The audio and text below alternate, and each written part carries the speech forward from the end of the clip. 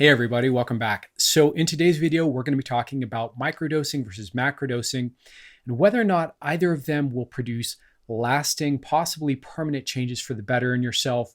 I'm going to give you my take on it and help you unpack this a little bit because it's a very common question that I get. So let's go ahead and get after it. Super quick, for anyone who may be new to the channel and new to me, hello, my name is Dave and a warm welcome to you and thank you for watching. I'm a coach, I'm a hypnotherapist, I work in the psychedelic space with people and I love personal development and I love these kind of deeper questions of personal transformation, personal growth, and psychedelics and how to use psychedelics for self-healing, self-growth, and personal awakening. So if you're interested in those kinds of topics, you are certainly in the right place. And I'm honored to have you here. Thank you for your time and for your attention. And with that being said, let's go ahead and talk about today's topic. All right, let's go ahead and get into it here. So I want to just kind of preempt this and caveat this really quick with saying you may notice a little frustration or a minor tone of irritation as I talk about this, because to be quite frank with you, this is a little bit of an irritating topic for me. Now, it's irritating for a couple of reasons. It's irritating, first of all, because this is a question that I feel like should be really super evidently obvious and clear, and yet there are just tons of people who ask this question all the time. I get this question asked of me a lot. I see a lot of other coaches also get asked this question, and just generally online in the various forums I'm on, kind of trying to get the pulse of where people are at when it comes to interest in psychedelics for self-healing and self-growth. I see this question all the time. This is a super common question. So if that's you, I want to say, first of all, to be fair to you, I totally get why you would have this question. It's a very fair question to ask. It's something you should have the answer to. And so I want to just totally offer you respect and the consideration due that yes, this is a very reasonable, fair question to be asking. And with that being said, let me explain a little bit about why I feel like this should be an obvious answer, kind of my thoughts about it. I'll do my best not to ramble here. I'm really working hard on this channel and on my videos to be more concise and to the point, but I'm a bit of a talker. I'm still a little nervous on camera. I do like to kind of try to really unpack and expound upon ideas. So we'll see how this goes. Okay. Anyways, with all that said, microdosing, macrodosing, permanent change, what's possible, and how does this work? So here's the first and most obvious thing that I have to say about this. So to answer the question just up front, the kind of TLDR, if you will, of this, will microdosing or macrodosing create lasting changes for you? I'm going to say not likely in and of themselves. Now, I'm going to qualify that with a lot more information, provide a lot more context, but let me just say why I would say that. We could look at a lot of different kind of examples of this, of why this would be the case. I know for myself, I've been taking psychedelics now for 30 years of my life. I started taking them as a teenager in high school in the 90s, and I'm 30 years deep now. And for a huge chunk of that, for 20 of those 30 years at least, I had no psychology skills, personal development skills, state management skills, self-healing skills. And I was taking psychedelics without knowing that I was really trying to address trauma, but that was a huge part of why I love them. I love them for a lot of other reasons. There's a reason they've become such an important part of my life. But one of them was that they helped me to get outside of trauma for a little while and really start to explore my own mind. I found that really valuable. And so I tried to use them as a tool for self-healing, and it didn't work for me. And the truth is, and I've said this in a lot of other videos, I know a lot of other people, like hundreds and hundreds of other people, because I'm involved in Burner community and Burning Man and the raver community and festival communities. And, I was totally into the whole Grateful Dead scene for a long time. I know a lot of people. I live in California, grew up in California. I know a lot of people who have taken a lot of psychedelics. And what I've seen over and over and over and over and over is that a lot of these people, if they're not doing the self-work, still have the same mental health issues. So some other examples of this to kind of illustrate my point here. If you just think about the 60s and the 70s and the 80s and 90s and all the people doing psychedelics for those, 30 years, we'll say, because it was the late 60s, mid to late 60s.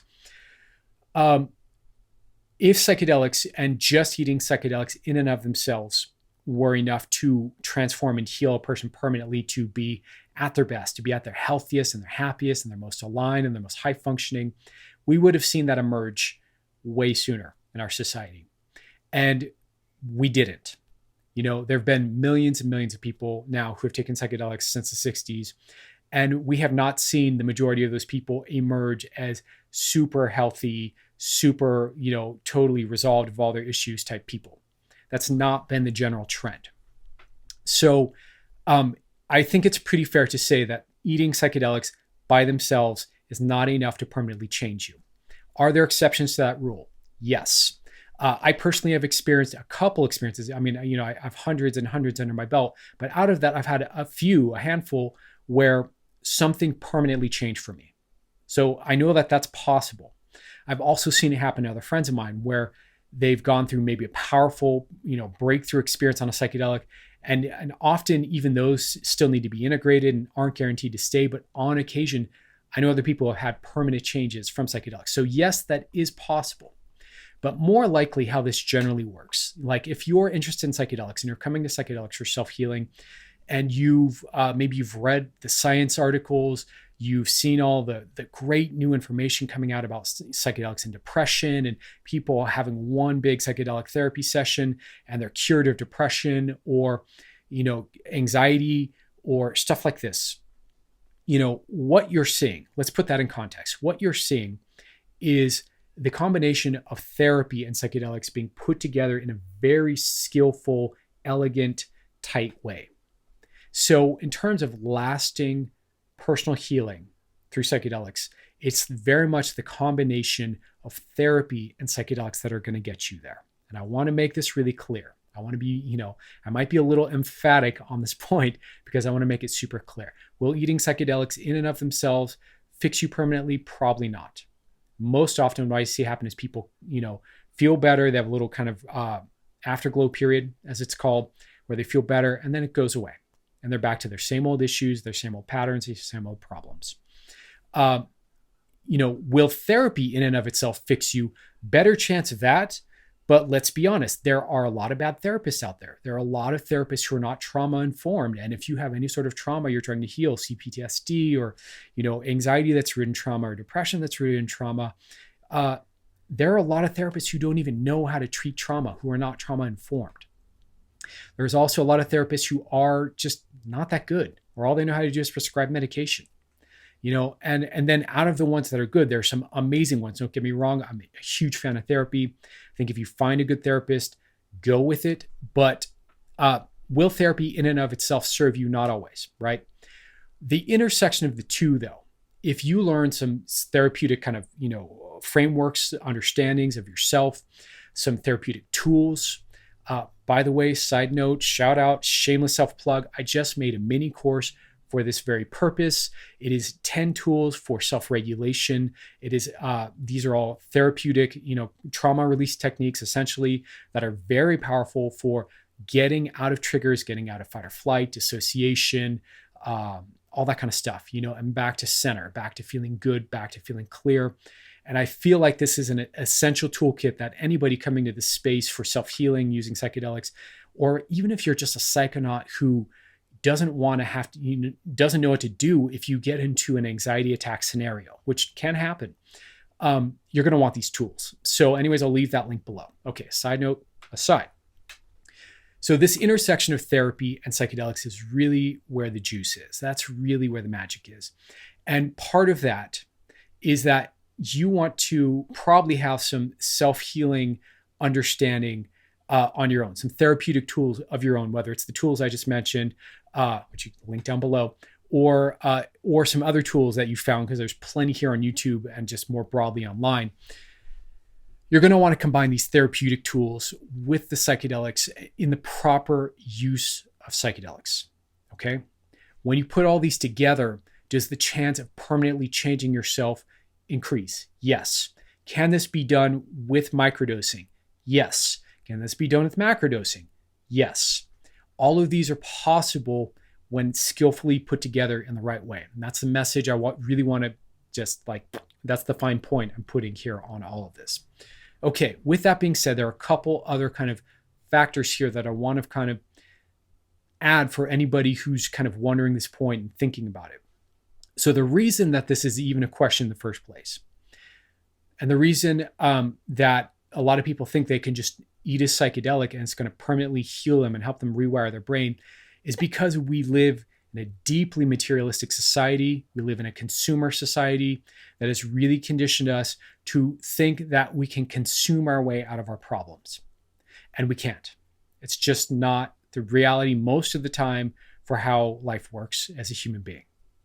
So if you're American especially, you've grown up probably with the implicit conditioning in our culture that materialism is the way to solve things, that consumption is the way to solve things, that you can, pop a pill to solve most of your issues, most of your health issues, which is why doctors and therapists both mostly just prescribe shit these days.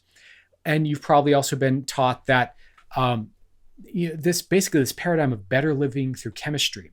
That's all about the mechanistic actions in the brain and the chemistry that goes into the brain that just re-changes things and fixes them for you. And all you have to do is eat this thing and get the right brain chemistry and you're better. And that's totally misguided and totally wrong and a complete distortion of the reality of the situation. And so there are a lot of people out there coming from this conditioning. And if you're one of those people, I hope I'm not offending you by addressing this. I hope I'm just helping you to reconsider and reevaluate where that conditioning is coming from and if it's accurate and if it serves you. Okay, that's really all I want to do with this video. I want to just empower you to expand yourself, your awareness beyond this kind of dulled down, implicit learning that we've all gotten that the way out of our problems is to consume things, because it just isn't. So this is part of the illness of our culture. And so one of the things that happens when you combine psychedelics with, mental health tools, self-therapy tools or whatever it might be for you, is that you have to make a paradigm shift from consumption to responsibility for your own mental health and your own general well-being in general.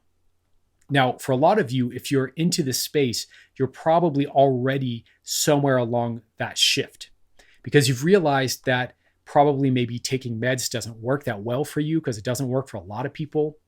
You've realized that maybe, there's more that goes into making you feel good and helping you find the relief that you're looking for than just a brain chemistry shift, right? And maybe you're starting to consider and learn, like if you're studying, say you have depression, for example, and you're studying about depression, you probably found out already, if you haven't, I'm about to tell you that gut inflammation is a huge part, and an unhealthy microbiome in the gut is a huge part of what causes depression, right? So when that's the case, that means obviously you're going to have to eat different things and treat your body in a different way to start to feel better. Right? So this all starts to invite this paradigm of self-healing involving taking up responsibility. And that means changing your lifestyle patterning. That means changing, your inputs, right? And that includes not only possibly eating psychedelics as a new input, but that includes exercise as an input. That includes diet in general as an input. That includes what media you're taking in as an input. That includes what thoughts you're thinking, your own self-input through your thoughts, what emotions you're kind of feeding over and over as a self-input as well. These all factor in, right?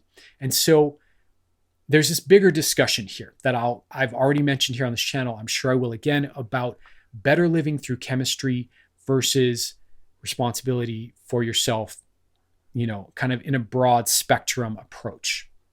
And that's really what it takes to create this lasting change that you might be looking for. So that's why I bring this up. There are a couple other points I want to kind of make here along the way here. So another one besides better living through chemistry is that you need to consider that your mental health and your sense of overcoming whatever issue it is you may be working on is going to be composed not of one big breakthrough moment.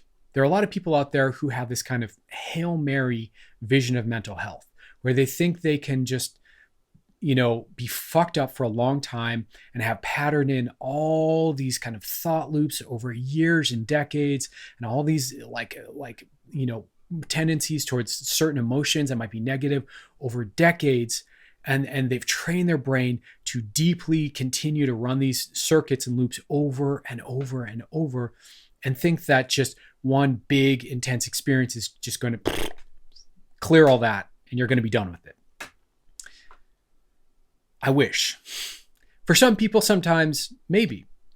For most people, more likely, what's going to create this lasting healing, this lasting permanent change for you that can become automatic and effortless, is it's going to require a lot of persistency on your part with small things, with catching thoughts, with catching emotions, with catching narratives and stories you tell yourself, with redirecting and rewiring yourself over and over and over, with a bunch of patience in your heart, and an understanding that it just is going to take a bit of time and a bit of effort to get you there. It means continuing to, fix your diet. You'll probably fix your diet and then you'll bounce back down into eating junk food again. It'll be that over and over. It'll be a lot of iterations of these kind of small efforts that kind of accumulate to build this larger integration, healing, transformation. And I think that that's really important to understand, because it's a long game. And not only is it a long game, but even if it's a shorter game, it takes persistence. Like it's not a fix me, I'm a passive, do to me thing. This is you fixing yourself. This is you self-healing, right? The therapist can only do so much, right? Even with the psychedelic can only do so much. Even with a mystical breakthrough, super profound experience, 99 times out of 100, it's still going to require a lot of effort from you on the other side of that experience. Okay. So I want you to understand that as well, so that your expectations are appropriately dialed in.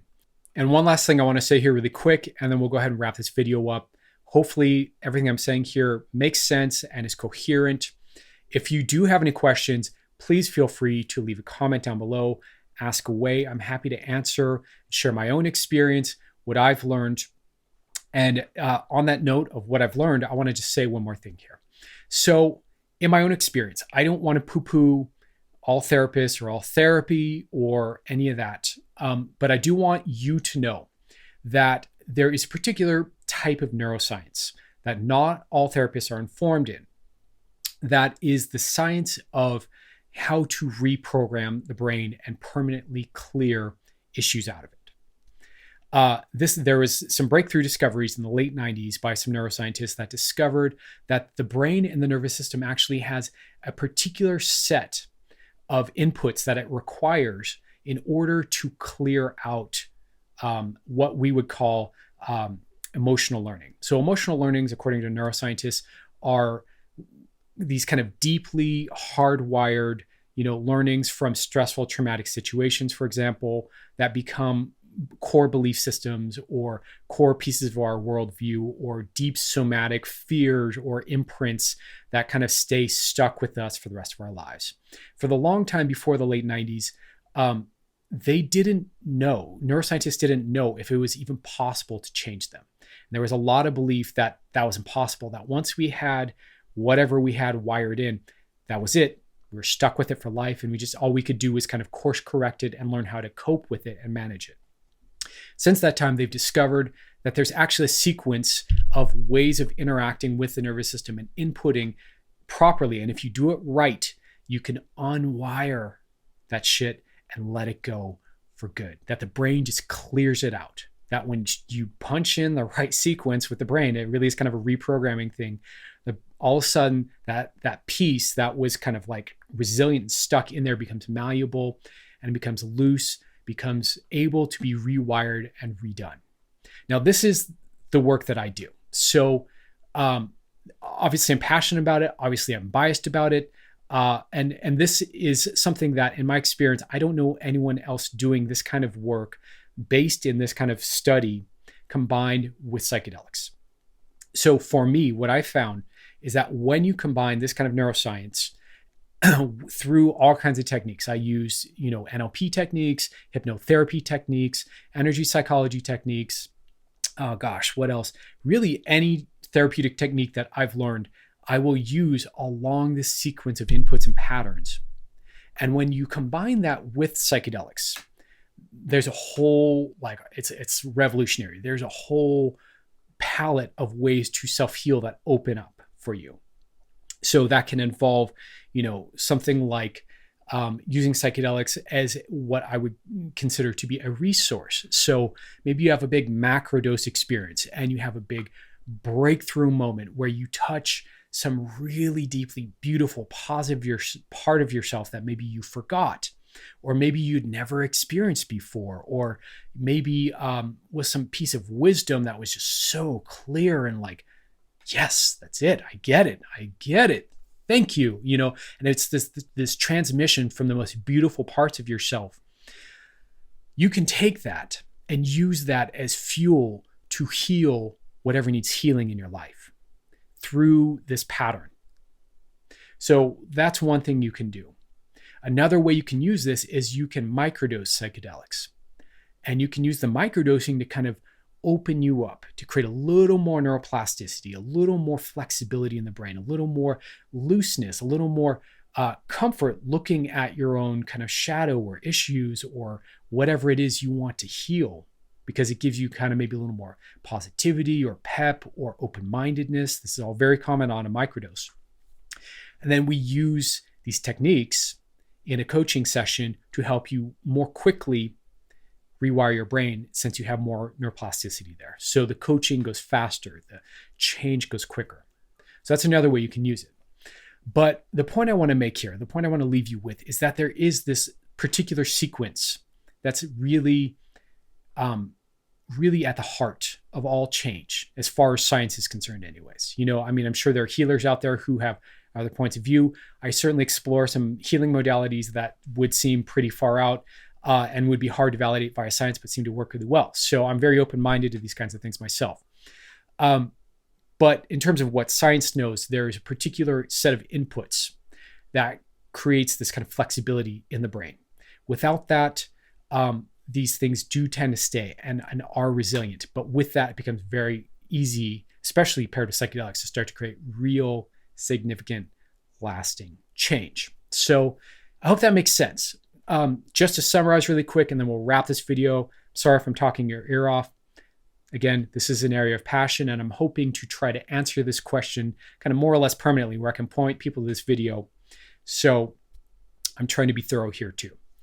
So will psychedelics in and of themselves, by themselves, solve the issue, fix it permanently for you, whether it's microdosing or macrodosing? Not in my own experience, not from what I've seen for myself, for other people's. When we look at historically, I don't think so. There are going to be exceptions to the rule. There are anecdotal reports I've seen where people have had lasting changes even after they stopped the microdose or stopped macrodosing, but I wouldn't expect that to be the case for yourself. I think the wiser kind of perspective to take is that you're going to have to combine some sort of therapy with the psychedelic together to get a lasting change, and the quality of the therapy very much matters. You're also going to have to make a mindset shift from consumerist, pop a pill, this is like a replacement for my meds, better living through chemistry type thinking, into a more holistic, self-healing mindset and approach that really embraces lots of small, repetitive interventions and changes over time to really start to bolster up and rewire this experience for yourself, and unwire the old one and wire in the way you want to be instead. So yes, it's possible to have lasting change. Generally speaking, no, I don't think either a microdose or a macrodose is going to do it by itself. There's your answer. I hope it really works for you. If you have any questions, like I said before, hit me up down below in the comments section. I'm happy to answer them for you. But hopefully this kind of answers my perspective on it and what I think works and doesn't. So wishing you all the best. Big love to you. Take care, and I'll see you again.